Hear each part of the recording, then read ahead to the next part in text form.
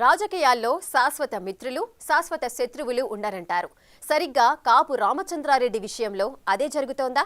వైసీపీలో టికెట్ దక్కే పరిస్థితి లేదని ఎన్నికల ముందు బయటకు వచ్చిన ఆయన తిరిగి సొంత గూటికి చేరే ప్రయత్నంలో ఉన్నారా? వైసీపీలోకి రీఎంట్రీ ఇవ్వడానికి తమ దూతలను పంపిస్తున్నారా? జగన్కు తిరిగి దగ్గరవ్వడానికి కాపు రామచంద్రారెడ్డి చేస్తున్న ప్రయత్నాలేంటి? మాజీ ముఖ్యమంత్రి ఆయన చేరికపై ఏమంటున్నారు?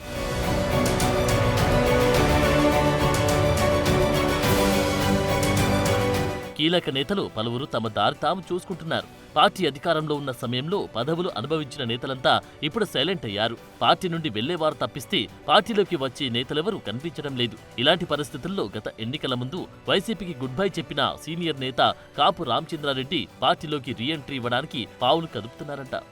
గత సార్వత్రిక ఎన్నికల ముందు టికెట్ దక్కదన్న అక్కస్తో ఆయన తాడేపల్లిలో జగన్ ప్యాలెస్ కు ఒక దండం పెట్టి వైసీపీని వీడి బీజేపీలో చేరారు.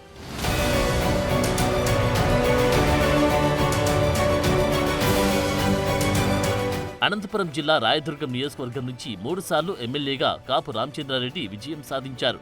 2019 ఎన్నికల్లో వైసీపీ నుంచి ఎమ్మెల్యేగా విజయం సాధించిన ఆయనకు తిరిగి టికెట్ ఇవ్వడానికి జగన్ నిరాకరించారు. దాంతో ఆయన వైసీపీకి రాజీనామా చేశారు.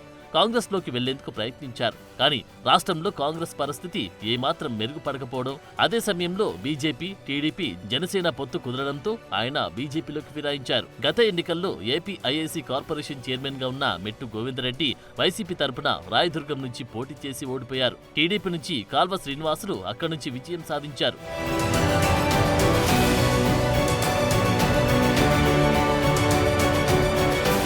ఓడిపోయిన తర్వాత మెట్టు గోవిందరెడ్డి పార్టీలో పెద్దగా యాక్టివ్గా లేరు. బెంగళూరులో ఉంటూ వ్యాపారాలు చేసుకుంటున్నారు. పార్టీ కార్యక్రమాల్లో అసలు కనిపించడమే మానేశారు.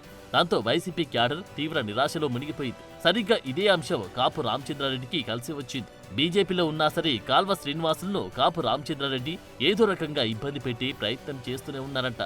ఆ క్రమంలో కాల్వపై పోరాటానికి వైసీపీని సరైన వేదిక అనుకుని తిరిగి పార్టీలో చేరాలని చూస్తున్నారనే వార్తలు వినిపిస్తున్నాయి. బీజేపీలో పెద్దగా ప్రాధాన్యత లేకపోవడంతో తిరిగి ఆయన తన సొంత గూటికి చేరాలని చూస్తున్నారంట. జగన్తో తనకున్న సాన్నిహిత్యంతో ఆయన ప్రయత్నాలు ప్రారంభించారట.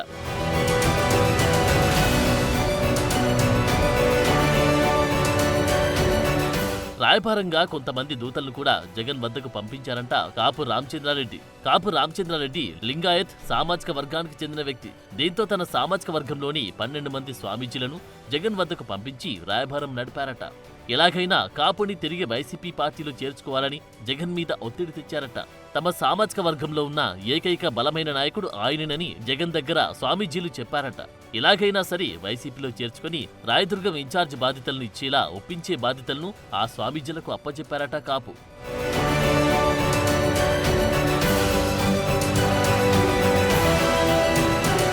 కాపు రామచంద్రారెడ్డిని తాము పొమ్మనలేదు అని ఆయనే సెల్యూట్ కొట్టి మరీ పోయారని జగన్ స్వామీజీల దగ్గర చెప్పారట. మరోవైపు జగన్ కి ఎంతో సాన్నిహిత్యంగా ఉండి మైనింగ్ కింగ్ గాలి జనార్దన్ రెడ్డితో సైతం కాపు లాబియింగ్ చేయించుకునే పనిలో పడ్డారంట. గాలి ఇంట్లో ఏ చిన్న ఫంక్షన్ జరిగినా సరే కాపు రామచంద్రారెడ్డి అటెండ్ అవుతున్నారట. మధ్యలో గాలి జనార్దన్ రెడ్డితో విభేదాలతో దూరమైన కాపు మళ్లీ ఆయనకు దగ్గరవుతూ జగన్ దృష్టిలో పడాలని చూస్తున్నారట. ఇన్ని పాటలు ఎందుకు పడుతున్నారా అని ఆరా తీస్తే తనతో పాటు తన కొడుకు కాపు ప్రవీణ్ రెడ్డి భవిష్యత్ కోసమే అని తెలుస్తోంది.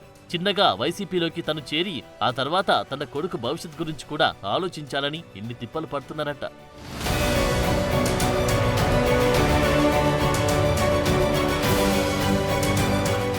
అయితే కాపు రామచంద్రారెడ్డి వైసీపీని వీడే సమయంలో చేసిన హంగామా ఆయనకు మైనస్ అయ్యే పరిస్థితి కనిపిస్తోంది. వైసీపీకి గుడ్ బై చెప్పిన రోజు జగన్ ఇంటి దగ్గర సెల్యూట్ చేసి నమ్మినందుకు నా గొంతు కోశారు అని comment చేశారాయన.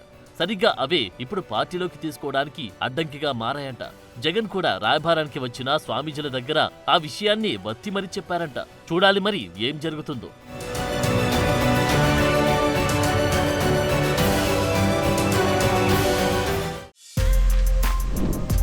For more videos like this, subscribe Big TV channel.